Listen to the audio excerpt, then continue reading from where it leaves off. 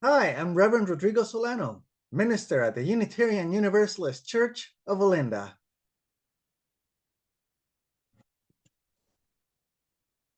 A month ago, I spoke about my sense of pride in showing off an empty bottle of olive oil. More specifically, it was a special Mediterranean olive oil brought directly from far away as a gift from a friend who'd been traveling.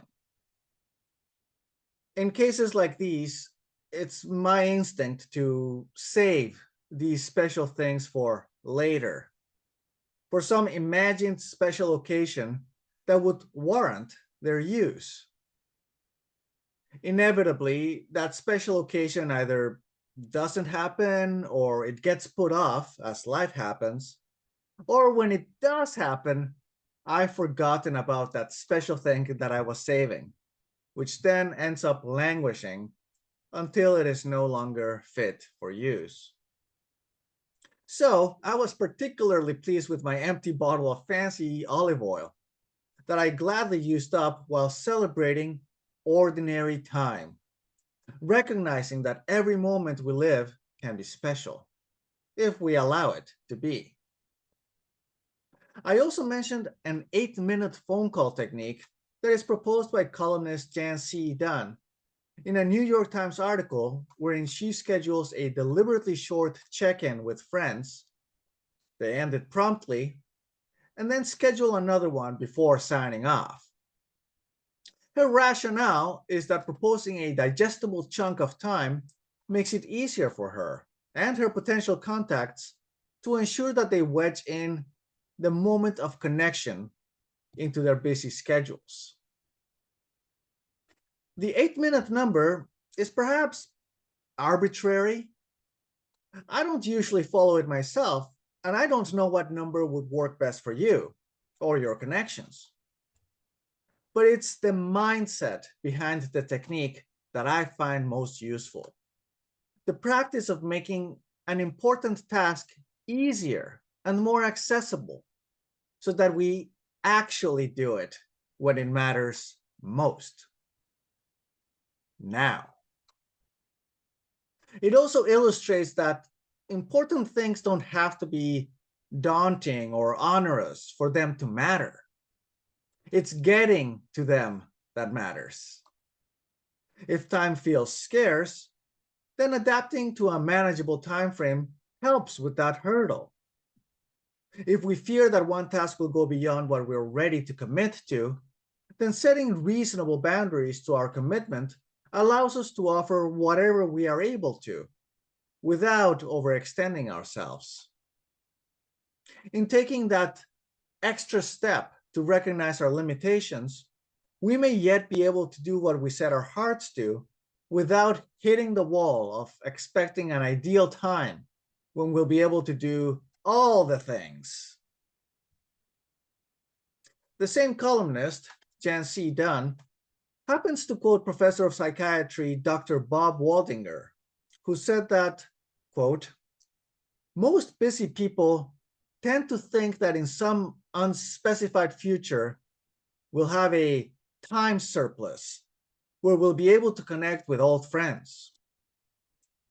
That may never materialize, he said. So pick up the phone and invest the time right now. Of course, that does not mean that it is not also worth thinking in the longer term. Some investments take time to pay off. Planning with vision for future goals can offer guidance and motivation for responsible choices, even when they might imply some sacrifice in the present. Some goals may not be achieved in the short term or even in our lifetime. Being mindful of the generations after us is a way to become worthy ancestors. But relying exclusively on what we imagine might be the right conditions for actions to make the present worthwhile can also rob us of the ability to take advantage of the present moment, for doing what we can with what we have, and for making and maintaining connections that sustain us within our limitations. And these are investments of their own. At our church, we have now reinitiated some hospitality offerings. It's a somewhat scaled back version of a practice we'd had for several years, before the pandemic made sharing food and drink much riskier. Now that the risk feels more manageable, we have walked some steps toward resurrecting that practice. The offerings may be more modest, usually some hot tea rather than tea and coffee. Some of you might remember quite substantial spreads on Sunday.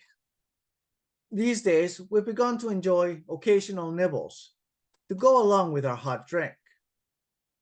This is what our volunteers and the resources of time, space, work, and money that come along with them are prepared to offer at this time.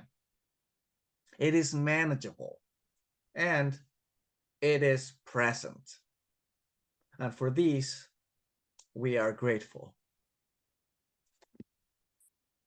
There may be a future when our after-service gatherings look more like what we might imagine as a golden age. But rather than expect such future when an imagined surplus might or might not materialize, we make these Sunday afternoons a golden time. We enjoy them because we can have them now with the people who are here, and because they are gifted with love. Love for our community, and love for fellowship that receives these gifts, these times, and this company with grace and gratitude. In April, we'll have another opportunity to resurrect a cherished practice of a larger scale community meal within our walls, a chili lunch. It's a BYOB event. Bring your own bowl. The volunteer team has invited this initiative after recognizing the current limitations of our space for handling large volumes of dishes. Cleanup can be quite a demanding task, especially as our kitchen does not currently have an industrial-grade dishwasher and sanitizing machine. So we are asking for your assistance in bringing one dish for your chili, which you can look after at home. Of course, our property team is looking into getting the hardware that would make these events easier with our in-house servingware. But rather than wait for the ideal time when we might have a surplus of resources, we are making the time for warm fellowship and food now. This is the time we have. This is our opportunity. So, my friends, we don't know when we might have a time surplus or a resource surplus in an imagined future, which is why it pays off to invest in the present with the resources we have now, even when they might feel limited. They may well be more than we realize. My friends, depending on what traditions are familiar to you, this coming Wednesday represents the beginning of the Lent season. Some of you might know it as Ash Wednesday. And the Lenten season can offer us an opportunity to reflect on some practices that we may already seek to uphold during ordinary time, but which may have yet fallen by the wayside. So the calendar offers us an additional excuse, an invitation to pay extra attention to them. Sometimes the Lenten practice is framed as a fast. And in a narrow definition of fasting, this may mean reduced food intake or giving up certain foods or other things that we might put into our bodies. But we can also look at a broader understanding of fasting as reducing those things that take more time and space in our lives than we'd like, to turn them down a notch. Paradoxically, these self-imposed limitations can open up room for more of those other things that we recognize as important in our lives. Things that we wish we could turn up to 11.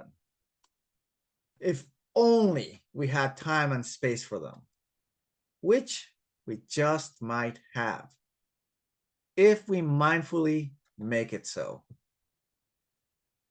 My friends, our limitations, personal and collective, might be constraining and restrictive. They are also invitations to take action and connect, however we may be able. Scarcity can represent real hardship, and it may also be a guide in searching for the wealth that is available to us. My friends, our community represents rich resources of time, space, warmth, and love. A wealthy surplus of these may abound in the times and spaces where we are now. May we search for that surplus together. So may it be, in the spirit of hidden wealth in all its dimensions. Amen.